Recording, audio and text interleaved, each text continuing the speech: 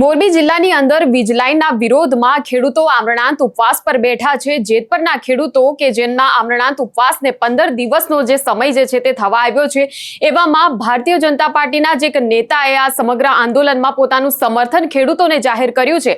સાથે જ રાજ્ય સરકારની નીતિઓ સામે પણ તેમણે સવાલો ઉઠાવ્યા છે અને સરકાર સામે મેદાને પડ્યા છે। કોણ છે આ નેતા? વિગતે વાત કરીશું આ વિડીયોમાં। નમસ્કાર, નિર્ભય ન્યૂઝમાં આપની સાથે હું મયુરી।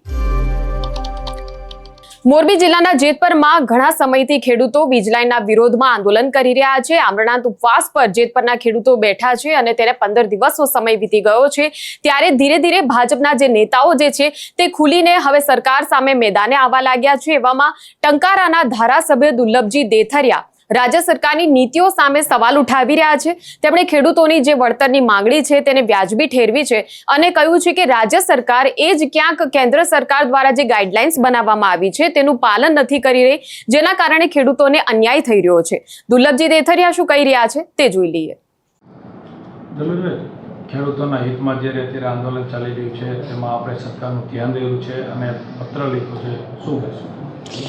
આજે મોરબી જિલ્લામાં જેતપર ખાતે જે આંદોલન ચાલે છે ત્યાર પહેલાંય પણ જે આખી કિસાનોની જે મુસીબત હતી, કિસાનની સમસ્યા હતી, એ વિષય પણ બેઠકો થતી હતી, બધું હતું અને ખૂબ જ ચિંતાનો વિષય હતો।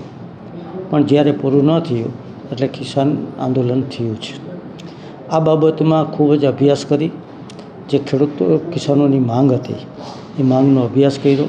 અભ્યાસ કરીને આપણે સરકારને પણ કીધું કે ભાઈ જે અત્યારે કેન્દ્ર સરકારને રાજ્ય સરકારની જે પોલિસી બની રહી છે અને એ ઉપરથી અત્યારે 2024ની પોલિસી પ્રમાણે આપણે વળતર આપી છે, પણ છેલ્લી પોલિસી આપણી કેન્દ્ર સરકારની 21/3/2025 જો એની અમલવારી થાય તો ખેડૂતોને પૂરતું વળતર મળી શકે એમ છે। આ બાબતમાં સરકારમાં રજૂઆત કરી હતી। ત્યાર પછી આંદોલનની અંદરથી મારી પાસે 6 મુદ્દાની માંગ આવી કે અમારા 6 મુદ્દા છે, આ 6 મુદ્દા સરકાર પાસેથી મેં માગી છે અને સરકાર સાથે અમે પછી રજૂઆત કરી છે। એના પણ મુદ્દા આપણે એને પછી લઈ અને મારા નામ જોગ મેં સરકારને ભારપૂર્વક કીધું કે આ 6 મુદ્દા જે ખેડૂતોના છે, કિસાનોના છે, એકદમ વ્યાજબી છે। કારણ કે મોરબી જિલ્લો એક સમૃદ્ધ જિલ્લો છે। મોરબી જિલ્લાની અંદર જે અત્યારે જમીનોના ભાવ છે ને, આસમાને ભાવ છે। આપણે કમ્પેરેજ કચ્છારે કરી કે સુરનગર આરે કરીએ તો એ બહુ મોરબી જિલ્લાના ખેડૂતોને લોસ જાય એમ છે કે ન્યાય મળતો નથી।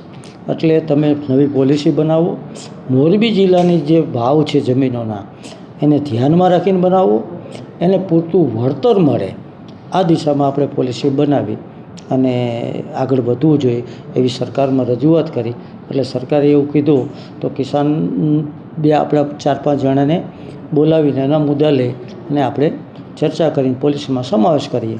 પણ અમારી પાસે જે મુદ્દા કે ભાઈ આંદોલનમાંથી આવ્યા હતા એ અમે સરકારને મોકલી દીધા છે અને 2 દિવસની અંદર નવી પોલિસી બનવાની છે અને ખેડૂતોને સારો ન્યાય મળવાનો છે, એમાં કોઈ શંકાને સ્થાન નથી। દુર્લભજી, ખાસ ઘણા સમયથી આ જે આંદોલન છે તે ચાલી રહ્યું છે, હવે જ્યારે સરકાર કેબિનેટની બેઠક યોજી રહી છે, સારો નિર્ણય લેવા જઈ રહી છે, ત્યારે જ ભાજપના નેતાઓ છે તે રજૂઆત કરતા જોવા મળી રહ્યા છે। આપે પણ રજૂઆત કરી છે, તો અત્યાર સુધી કિસાનોનું જે આંદોલન ચાલી રહ્યું હતું તેમાં કેમ રજૂઆત ન કરી? ભાઈ, આ રજૂઆત અમે ઘણા સમયથી આ કરી છે। છેલ્લી વાત કરું તમને તો મારા મોબાઈલની અંદર જે રજૂઆત કરી છે માનનીય મુખ્યમંત્રી શ્રી, માનનીય નાયબ મુખ્યમંત્રી શ્રી, માનનીય ઉર્જા મંત્રી શ્રી, માનનીય કૃષિ મંત્રી શ્રીને મારા મોબાઈલમાંથી તમને બતાવી શકું છું। કારણ કે જે રજૂઆત કરી છે એ સરકાર ખેડૂતના હિત માટે કરી છે અને અમે સતત જાગૃત જ છે। પછી કોઈને એવું લાગતું હોય સ્વાભાવિક છે કે લાગે, સ્વાભાવિક છે, અત્યારે સમય છે હશે, પણ આપણા દિલની અંદર ખેડૂત છે અને હું ખેડૂતનો દીકરો છું અને અમે ખેડૂત સાથે છે। અને આ બાબતમાં હિસાબ તમને બતાવું તો મારા ટંકારા તાલુકાની અંદર જે વીજ લાઇન નીકળે છે એને મેં આપણે રોકાવી દીધી હતી। પહેલાં તમે વળતર મને નક્કી કરી દો, જે ખેડૂતોને પાકમાં નુકસાની છે એ નક્કી કરી દો અને પછી તમે ખેડૂત સાથે બેસી અને તમે આગળ વધશો એવી મેં સ્પષ્ટપણે કંપનીને કીધું હતું, કલેક્ટરશ્રીને કીધું હતું ને SP શ્રીને કીધું હતું અને એ મુદ્દા ઉપર આપણે તેથી સરકારથી રજૂઆત કરી રહ્યા છીએ। દિલોજી, ખાસ ખેડૂતો ઉપર બળ પ્રયોગ કરવામાં આવ્યો હતો અને હજુ ઘણી બધી લાઈનો છે તે આવી રહી છે. આને લઈને તમારું કઈ રીતનું વલણ આગળના દિવસોમાં રહેશે? એ જ સરકારમાં રજૂઆત કરી. ખેડૂત એકદમ સાચા છે. ખેડૂતોની પરમિશન લીધા હોય એના ખેતરમાં જાય છે, એનું વળતર દીધા હોય એના ખેતરમાં જાય છે. કાયદાનો ગેરઉપયોગ કરીને કંપનીઓ અહીંયા ઘૂસી જાય છે અને ખેડૂતોને દાદ નથી દેતા. પહેલાં આની પર કંટ્રોલ થવો જોઈએ અને પછી જ આપણે એમનું વળતરવાળો વિષય લો. જ્યારે કામ બંધ કરતા નહોતા એટલે માનીએ આપણા નાયબ મુખ્યમંત્રી હર્ષભાઈ સંઘવી પાસે એમના બંગલે જઈને મેં કીધું સાહેબ આજને તમે બંધ કરાવો, એટલે ઓન ધી સ્પોટ એને કામ બંધ કરાવી દીધું. અને પછી જે નવી પોલિસી બનાવવાની છે ખેડૂતના હિતની બનાવવાની છે. ખેડૂતોએ જે આપણને 6 મુદ્દા આપ્યા છે એના મેક્સિમમ મુદ્દાઓ સ્પષ્ટ થાય અને આવરી લેવામાં આવે અને ખેડૂતોને ન્યાય મળે આવી આપણે બધાએ સહિયારી ચિંતા કરવાનો આપણે રજૂઆત કરી છે. તો જે રીતે તમે જોયું કે ધારાસભ્ય દુર્લભજી દેથરિયાએ રાજ્ય સરકારની નીતિઓ સામે ભલે સવાલ ઉઠાવ્યા, સાથે સાથે ખેડૂતોને બાહેધરી પણ આપી છે. તેમણે કહ્યું કે રાજ્ય સરકાર હવે વહેલી તકે આ આખા મુદ્દાનો કોઈ નિર્ણય લાવી શકે તેવા સંકેતો છે. એવું બની શકે છે કે 2 થી 3 દિવસની અંદર કોઈ નીતિઓ બનાવવામાં આવે જેને લઈને ખેડૂતોને જે નુકસાન થઈ રહ્યું છે તો તેમના પક્ષમાં નિર્ણય આવે તેવી શક્યતાઓ છે. અને સાથે જ જમીનના જે ભાવ જે છે તે ઘટવાના છે વીજ લાઇનના લીધે, તેને લઈને પણ તેમણે પોતાનું મંતવ્ય આપ્યું હતું અને કહ્યું હતું કે ખેડૂતોની વળતરની જે માંગણી છે એ બિલકુલ વ્યાજબી છે.